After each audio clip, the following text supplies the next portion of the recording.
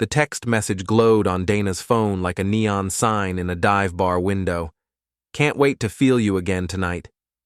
G. I stood there in our kitchen, coffee mug halfway to my lips, staring at the screen that had lit up when she'd rushed off to shower.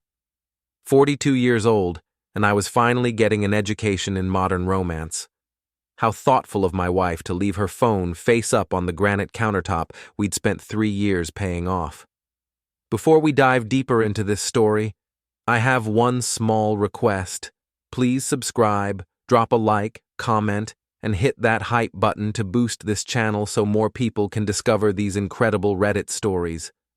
The shower was still running upstairs, steam probably fogging up the mirror she'd spent 20 minutes primping in front of, getting ready for another day at her office job. Or maybe getting ready for Grant. Good old Grant with his slicked back hair and his BMW that he parked 2 blocks away like some kind of suburban spy. I'm Caleb Morris, by the way. I fix air conditioners and heating units for a living. Not glamorous, but it pays the bills and keeps the lights on in our little slice of the American dream here in Millbrook. Population 8,000 on a good day, where everybody knows everybody's business except, apparently, their own spouses. My phone buzzed.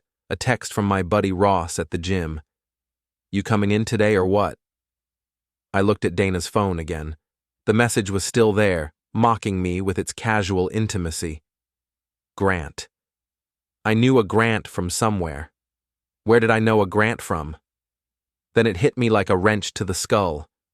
Grant Beck. Sales rep at Hartwell Industries, where Dana worked as an office coordinator. The same Grant who'd been to our house for the company barbecue last summer. The same Grant who'd complimented our backyard deck while drinking my beer and apparently planning to sleep with my wife. The water shut off upstairs. I could hear Dana humming something cheerful and tuneless. She'd been doing a lot of humming lately. A lot of smiling, too, come to think of it. New clothes, new perfume, new everything except a new husband. I picked up her phone and scrolled through the messages. There were dozens of them, going back months. My coffee went cold as I read through their little love story, complete with explicit details about what they'd done in his apartment, in her car, and apparently in the supply closet at work. Caleb, have you seen my phone? Dana's voice drifted down from upstairs. Yeah, it's down here, I called back, taking screenshots faster than a teenager at a concert. Just saw you got a message. She appeared at the top of the stairs in her bathrobe, hair wrapped in a towel. Still pretty at 40, I had to admit.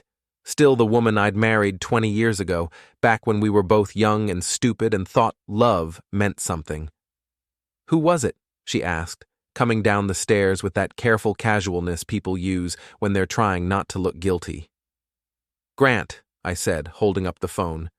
Says he can't wait to feel you again tonight. Dana froze halfway down the stairs. Her face went through about 6 different expressions in 2 seconds, settling on something between panic and defiance. Caleb, I can explain. Oh, I bet you can. I set the phone on the counter and leaned against it, crossing my arms. 20 years of marriage, and you're going to explain how you've been screwing your coworker in supply closets like a couple of teenagers. It's not what you think? Really? Because I think you've been cheating on me with Grant Beck for the past 4 months. I think you've been lying to my face every day while planning your little rendezvous. And I think you're about to tell me it just happened, or it didn't mean anything, or some other load of garbage that cheaters always say when they get caught. Dana sat down hard on the stairs, clutching her robe closed. How long have you known? About 30 seconds longer than you'd like. I picked up her phone again and started scrolling. Jesus, Dana. Meet me at the Riverside Motel. Your husband will never satisfy me like you do? Really? The Riverside? That place charges by the hour. Stop reading those. Why? Afraid I might learn something new about my wife's secret life. I kept scrolling, my voice getting colder with each message. Oh, here's a good one. He's working late again. Come over and we can use the bed this time. Our bed, Dana? In our house? She started crying then, those big dramatic tears that used to make me want to comfort her. Now they just made me tired. Caleb, please, let me explain what happened. What happened is you decided to cheat on me.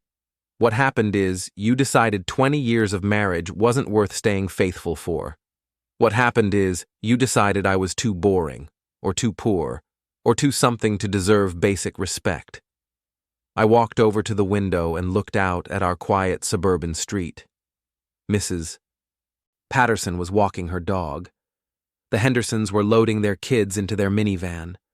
Normal people doing normal things while my world imploded over breakfast. "Are you going to divorce me?" Dana asked in a small voice. I turned back to her, and something cold settled in my chest. Something that felt like the moment when you realize the engine isn't going to start, no matter how many times you turn the key. Divorce you? Oh, honey, that would be too easy. I went to work that day like nothing had happened. Fixed Mrs. Chen's air conditioner, replaced a compressor for the Martinez family, and listened to my assistant Jake complain about his girlfriend's spending habits. Normal Tuesday stuff, except for the part where I was planning to destroy my wife's life. The thing about being an HVAC guy is that people underestimate you. They see the work clothes and the tool belt, and they think you're just some blue-collar grunt who fixes things and goes home to drink beer and watch TV. They don't realize that fixing complex mechanical systems requires problem-solving skills, attention to detail, and the ability to think several steps ahead. All useful skills when you're planning revenge. I spent my lunch break in my truck, going through the screenshots I'd taken of Dana's messages. Grant Beck, sales rep at Hartwell Industries, 35 years old, divorced, lived in one of those new apartment complexes on the east side of town, drove a silver BMW that he was apparently very proud of, based on how often he mentioned it in his texts. The affair had been going on for 4 months. It started at the company Christmas party, moved to coffee dates, then lunch meetings, then hotel rooms. Dana had been careful about it, or thought she had been. Different hotels each time, always paying cash, never the same restaurant twice. But she'd made mistakes. She'd used her real name at the Riverside Motel. She'd paid for dinner at Romano's with her credit card when Grant's was declined. And she'd been texting him from our house on our Wi-Fi with location services turned on. I called my lawyer, Jim Hendricks, from the parking lot of a McDonald's. "Caleb, what's going on?"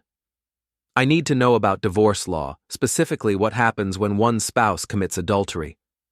There was a pause. "Are we talking about you or Dana?" "Dana, I've got proof. Screenshots, credit card records, the works." "Jesus, Caleb, I'm sorry. Are you okay?" "I'm fine. I just need to know my options." Jim walked me through the basics. Illinois was a no-fault divorce state, so adultery wouldn't affect the property division much.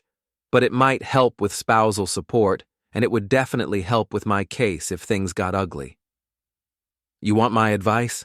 Jim said. "Document everything, don't do anything stupid, and call me when you're ready to file." What counts as stupid? Anything that could be construed as harassment, intimidation, or revenge. The courts don't like vindictive spouses, even when they have good reason to be vindictive. I thanked him and hung up, then sat in my truck for a long time, thinking. The legal system would give me a fair shake, eventually. But fair wasn't what I wanted. I wanted Grant Beck to understand what it felt like to have his life turned upside down by someone he'd underestimated. I wanted Dana to realize that actions have consequences, even for pretty women who think their tears can fix everything. And I wanted everyone in Millbrook to know exactly what kind of people they really were. That evening, Dana tried to act normal. She made dinner, asked about my day, and pretended like the morning's conversation had never happened. I played along, responding to her small talk while I watched her performance. She was good at it, I had to admit. If I hadn't seen those messages, I might have believed she was just having a regular Tuesday evening with her loving husband. "I have to work late tomorrow," she said while we were cleaning up. "Big project timeline." "Of course you do," I said. "Will Grant be working late too?" She dropped a plate. It didn't break, just clattered against the sink, but her hands were shaking when she picked it up. I don't know what Grant's schedule is. Really? Because according to your text messages, you know his schedule better than his secretary does. Dana turned to face me, and for the first time since this morning, I saw something other than guilt in her eyes. I saw anger. What do you want from me, Caleb? You want me to grovel? You want me to beg for forgiveness? Fine. I'm sorry. I made a mistake. It's over now. Is it? Yes. I'll end it. I'll transfer to a different department. Whatever you want. I dried my hands on a dish towel and looked at her. Really looked at her, trying to see the woman I'd fallen in love with 20 years ago. She was still there, somewhere under the guilt and the defensiveness and the lies. But she was buried pretty deep. Here's what I want, Dana. I want you to understand that you don't get to cheat on me for 4 months and then make it all better with an apology. I want you to understand that there are consequences for what you've done. And I want you to understand that I'm not the same man I was this morning. What's that supposed to mean? I smiled at her, and it wasn't a nice smile. It means you're about to find out what happens when you betray someone who knows how to fix things. The next morning, I called in sick to work. Not something I did often, but I had more important things to do than fix air conditioners. I had a reputation to destroy. Dana left for work at her usual time, dressed in a new outfit I'd never seen before. Probably something she'd bought to impress Grant. She kissed me goodbye like nothing had happened, and I let her, already planning my first move. Step 1 was research. I drove to the library and spent 2 hours on their computers, learning everything I could about Grant Beck, social media profiles, employment history, public records. The man had an ego the size of Texas and the common sense of a goldfish. His Facebook page was full of photos of himself at bars, in his car, and with various women who weren't my wife. His LinkedIn profile bragged about his sales numbers and his dedication to client satisfaction. He was about to learn about a different kind of client satisfaction. Step 2 was reconnaissance. I drove to Hartwell Industries and parked across the street, watching the building.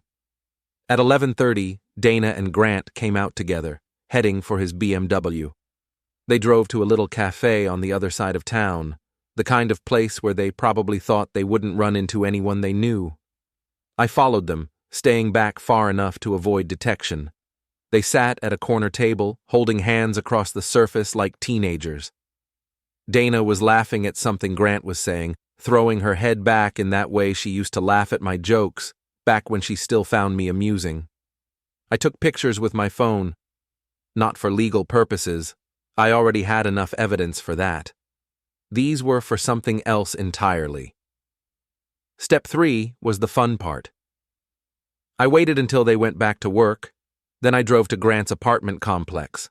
Nice place, with a pool and a fitness center and rent that probably cost more than my mortgage payment. I found his BMW in the parking lot, gleaming silver in the afternoon sun. I didn't key it or slash the tires or anything that would be obviously criminal. Instead, I did something much worse.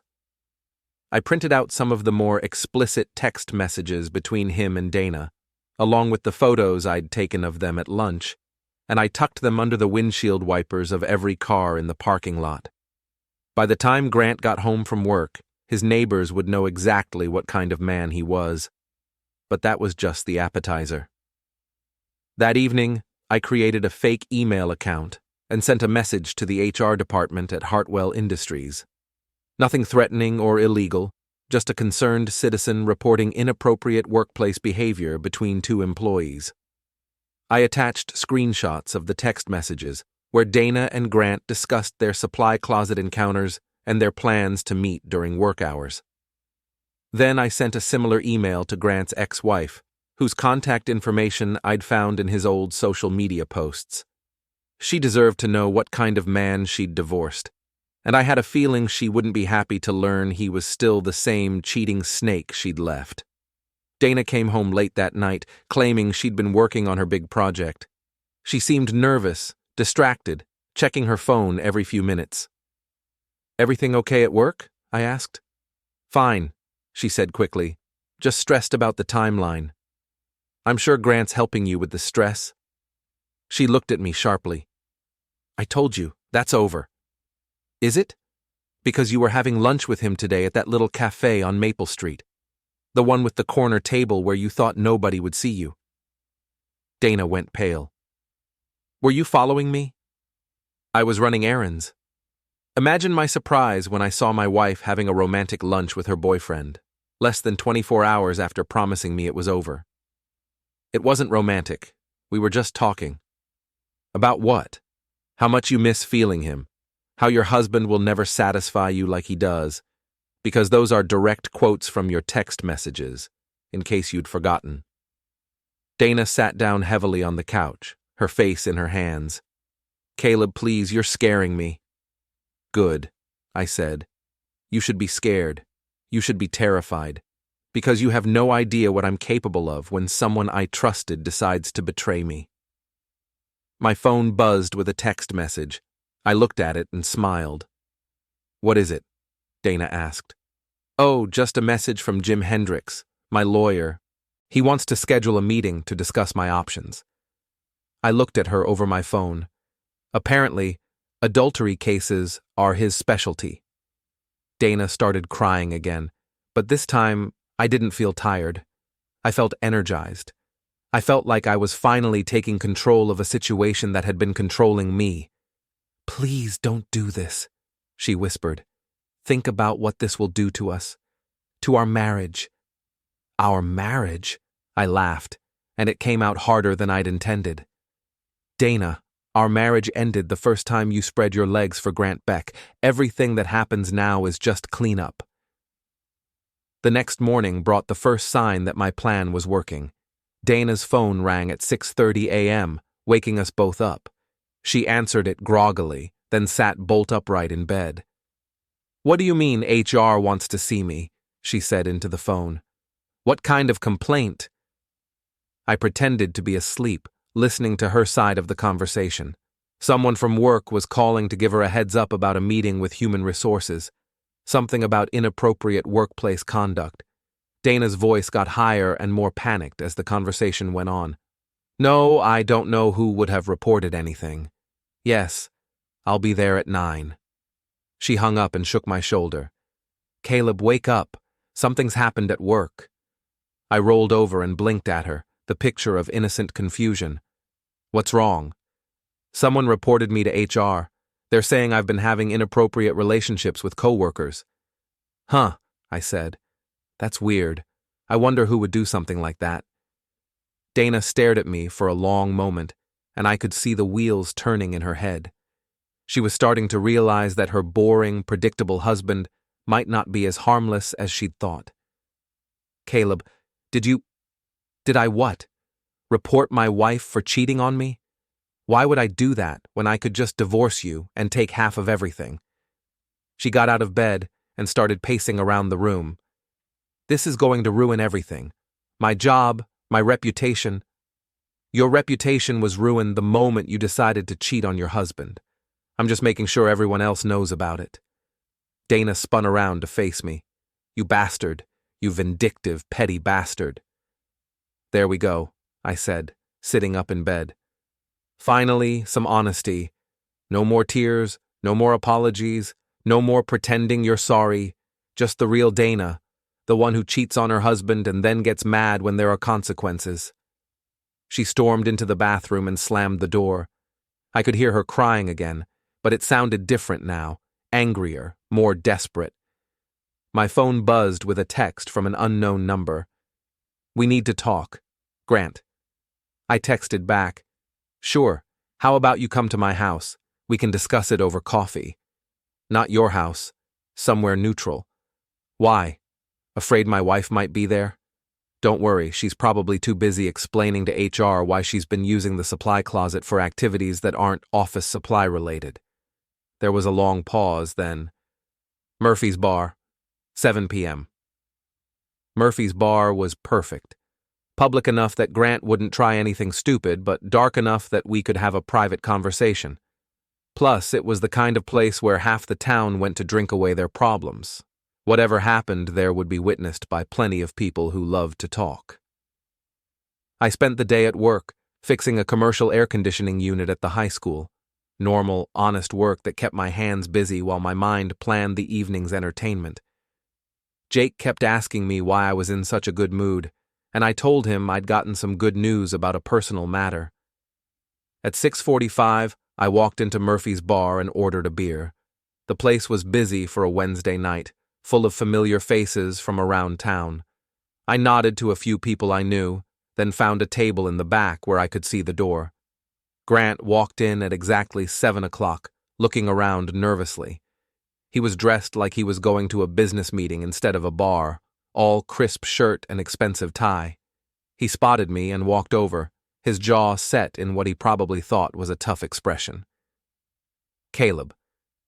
Grant. Thanks for coming. Can I buy you a drink?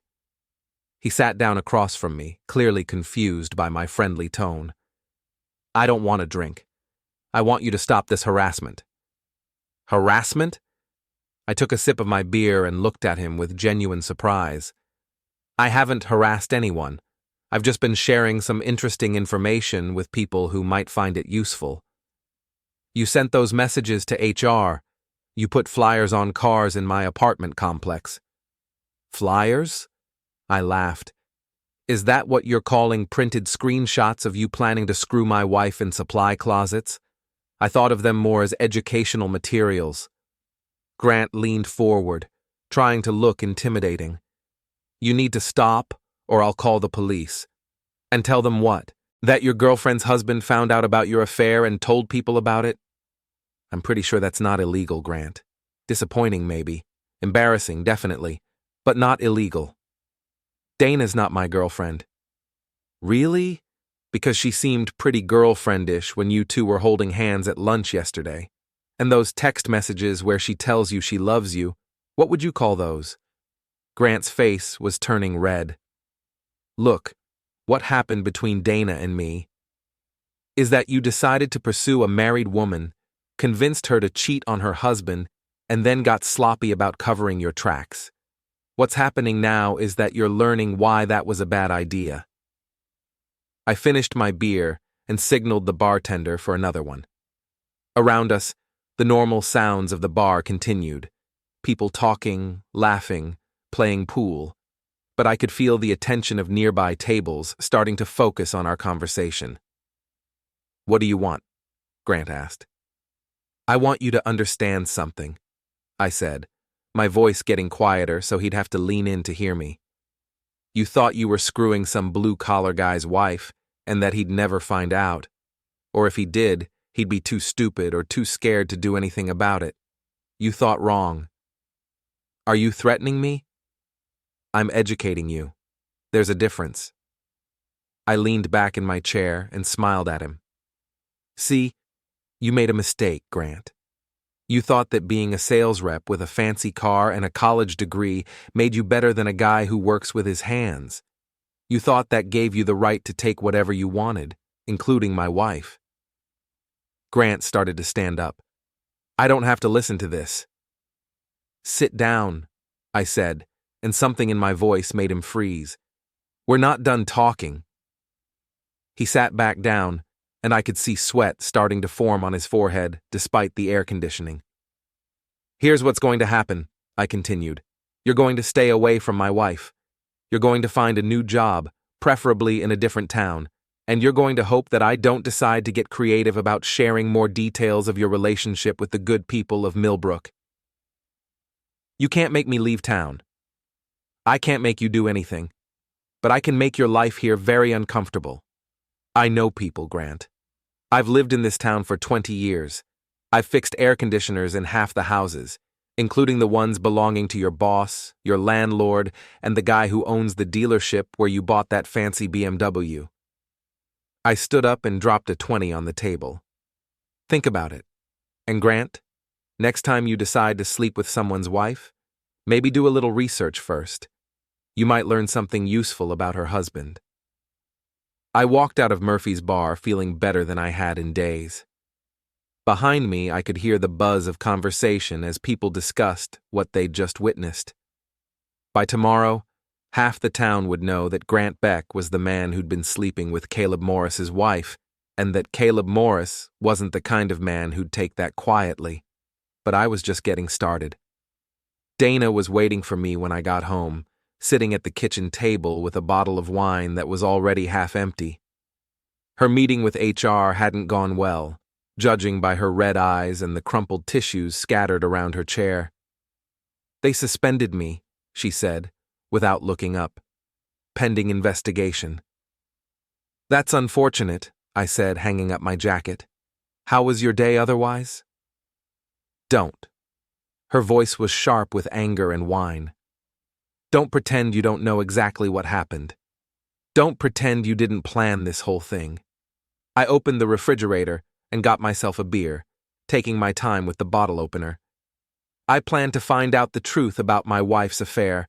Everything else has just been natural consequences." "Natural consequences?" Dana laughed bitterly. "You destroyed my career. You humiliated Grant in front of half the town. You turned our private business into public entertainment." "I turned your private business into public knowledge. There's a difference." I sat down across from her and opened my beer. "You made the choice to cheat, Dana. I just made sure people knew about it." She poured herself another glass of wine with shaking hands. "What do you want from me? You want me to lose everything? You want me to be homeless and unemployed and alone?" "I want you to understand that actions have consequences. I want you to realize that you can't just apologize and expect everything to go back to normal. And I want you to stop acting like I'm the villain in this story." "You are the villain." She slammed her glass down on the table, sloshing wine across the surface. "You're destroying people's lives for revenge. I'm holding people accountable for their choices. If that makes me the villain, then I guess I'm the villain."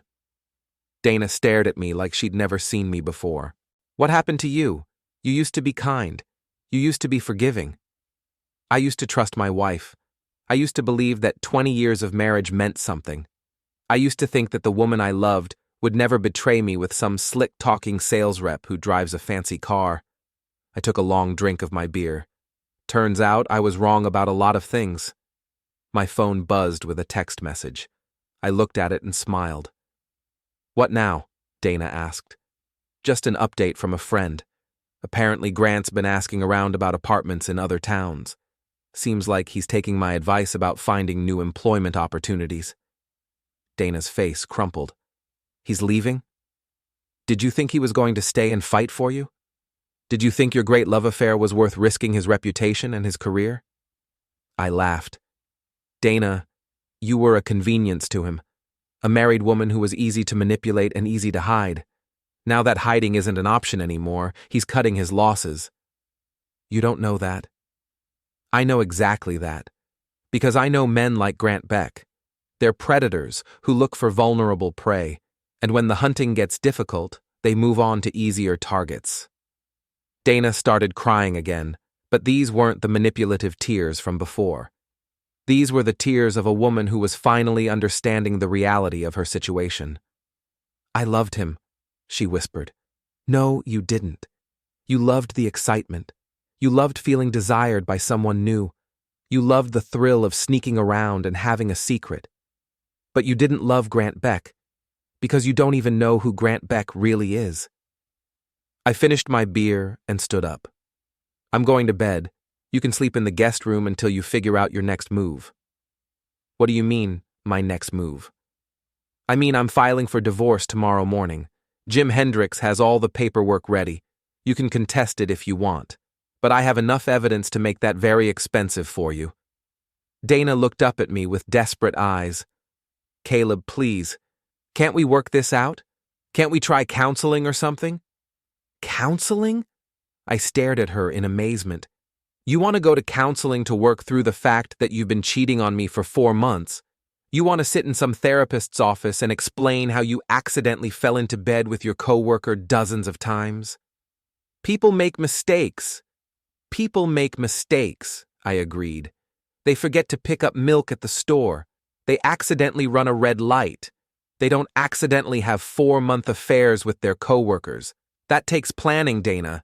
That takes dozens of individual decisions to lie to your spouse and betray your marriage. I headed toward the stairs, then stopped and looked back at her. You know what the funny thing is?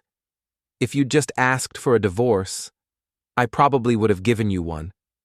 If you'd told me you weren't happy, we could have worked something out like adults.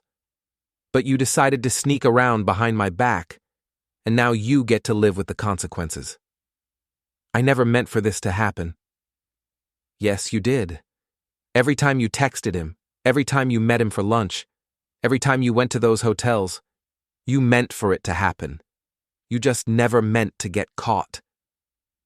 I went upstairs and got ready for bed, listening to Dana crying in the kitchen below. Part of me felt bad for her, the part that remembered 20 years of marriage and all the good times we'd shared. But that part was getting smaller every day, crowded out by anger and disappointment, and the cold satisfaction of watching my plan unfold exactly as I'd intended. Tomorrow would bring new challenges. Grant would probably leave town within the week, but there would be other people to deal with. Dana's friends who had known about the affair and said nothing.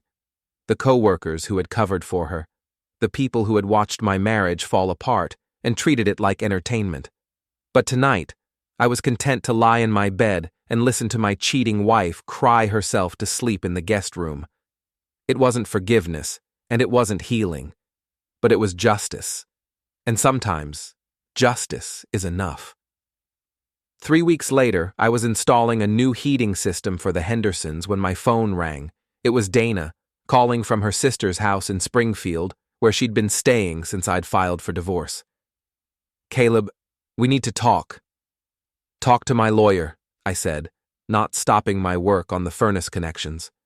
It's about Grant. He's been arrested. That got my attention.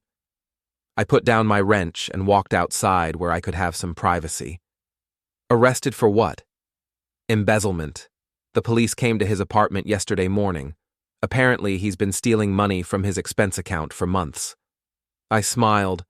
I hadn't known about the embezzlement when I'd started my campaign against Grant Beck, but I wasn't surprised. Men who would steal other men's wives usually had flexible ethics about other things, too. That's unfortunate, I said. I hope they give him a fair trial. Caleb, they're saying some of the money went to pay for hotel rooms. Our hotel rooms. They have credit card records, receipts, everything. Sounds like Grant made some poor financial decisions to support his lifestyle choices. There was a long pause. They want to interview me as a witness. Then you should probably tell them the truth. Novel concept, I know, but it might work out better for you than lying has. This is all your fault, Dana said, her voice getting shrill. If you hadn't exposed the affair, none of this would have happened. If you hadn't had the affair, none of this would have happened. But sure, let's blame the guy who found out about it instead of the people who actually did it. I hung up and went back to work, whistling while I connected the gas lines. The Hendersons' old furnace had been on its last legs for years, held together with duct tape and hope. Their new one would run efficiently for decades, keeping their family warm and comfortable. There was something satisfying about fixing things that were broken, about taking something that didn't work and making it work better than before. It was honest work, useful work, the kind of work that made the world a little bit better. Unlike some people's work. That evening, I drove to Murphy's Bar for a beer and some dinner. The place was busier than usual for a Thursday night, full of people discussing the latest gossip about Grant Beck's arrest. I found a seat at the bar and ordered a burger, listening to the conversations around me. Always knew there was something off about that guy, someone was saying. Too smooth, you know, like he was trying too hard to impress people. I heard he was sleeping with that Morris woman from Hartwell Industries, another voice added, the one whose husband fixes air conditioners. Caleb Morris? Good guy. Fixed my furnace last winter, did a great job. Can't believe his wife would cheat on him with a crook like Beck. I ate my burger and listened to my neighbors discuss my personal life like it was a television show. 6 months ago, that would have mortified me. Now it felt like vindication. The truth was out, and people were drawing their own conclusions about who was the victim and who were the villains in this story. My phone buzzed with a text from Jim Hendricks. Dana's lawyer called. She wants to settle quickly, no contest. Looks like she doesn't want the divorce proceedings to become public record while the police investigation is ongoing. I texted back, "What are the terms?" "She keeps her car and her personal belongings. You keep the house, the business, and the retirement accounts. No spousal support." It was a better deal than I'd expected, honestly. Dana was cutting her losses, just like Grant had tried to do before the police caught up with him. I finished my beer and drove home to my empty house. It felt different now, quieter, but also more peaceful. I'd thrown out everything that reminded me of Dana, her photos, her books, her collection of decorative candles that had cluttered every surface. The place looked more like a bachelor pad than a family home, but it felt honest in a way it hadn't for months. I made myself a sandwich and sat down at the kitchen table to read through the divorce papers Jim had sent over. Standard stuff mostly, but there was one clause that made me smile. Dana had agreed never to contact me again except through lawyers, and never to return to Millbrook except for official business related to the divorce. She was exiling herself from the town where she'd grown up, where her friends lived, where her life had been, all because she couldn't face the consequences of her choices. My doorbell rang. I looked through the peephole and saw Mrs. Patterson from next door, holding a casserole dish. "Hi, Caleb," she said when I opened the door. "I made too much tuna casserole. Thought you might like some." Mrs. Patterson had been bringing me food ever since word got out about the divorce. So had half the women in the neighborhood, actually. Apparently, I'd become the town's official wronged husband, deserving of sympathy casseroles and invitations to church dinners. "That's very kind of you, Mrs. Patterson. Would you like to come in for coffee?" "Oh, I don't want to impose." "It's no imposition. I could use the company." She came in and I made coffee while she arranged the casserole in my refrigerator. We sat at the kitchen table and talked about normal things: the weather, the high school football team, the new shopping center they were building on the other side of town. "You know," she said as she was getting ready to leave, "I always thought Dana was too good for her own good, if you know what I mean. Some women think they deserve more than what they have, and they end up losing everything trying to get it." After she left, I sat in my living room and thought about what she'd said. Dana had thought she deserved more excitement, more romance, more attention than her boring husband could provide. She'd been willing to risk everything to get it, and now she had nothing. Meanwhile, I had my house, my business, my reputation, and the respect of my community. I'd lost a cheating wife and gained the knowledge that I was stronger than I'd ever imagined. The phone rang. Unknown number, but I recognized the area code, Springfield, where Dana was staying. "What?" I answered. "Caleb, please. I know you don't want to talk to me, but I need you to understand something." Dana's voice was different, smaller, more defeated than I'd ever heard it. "Understand what?" "I know what I did was wrong. I know I hurt you, and I know I destroyed our marriage. But what you did to me, what you did to Grant, that was wrong too." I laughed. "What I did was tell the truth. If the truth destroyed your life, maybe you should have thought about that before you started lying. You could have just divorced me quietly. You didn't have to humiliate me in front of the whole town. You humiliated yourself. I just made sure people knew about it." There was a long silence. Then, "I loved you, Caleb. For 20 years, I really did love you." "Past tense," I said. "That's the important part of that sentence.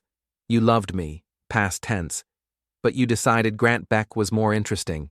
Well, congratulations. You got what you wanted. I wanted to feel alive again. I wanted to feel like I mattered to someone. You mattered to me. For 20 years, you were the most important thing in my world. But that wasn't enough for you, was it? You needed more. You needed excitement and danger and the thrill of sneaking around behind your boring husband's back. It wasn't like that. It was exactly like that.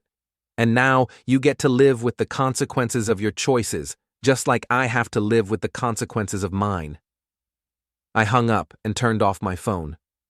Whatever Dana wanted to say to me, whatever apologies or explanations or justifications she had, I didn't need to hear them.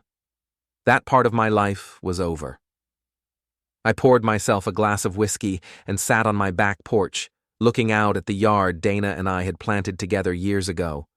The roses were blooming, despite everything that had happened. The grass was green and well-maintained. The fence we'd built to keep the neighbor's dog out was still standing strong. Some things survived, even when the people who built them didn't. Tomorrow I'd go back to work.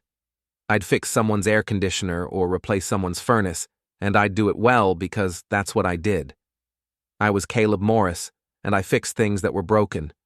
I'd fix my marriage the only way it could be fixed, by ending it. I'd fix the problem of my wife's affair by exposing it.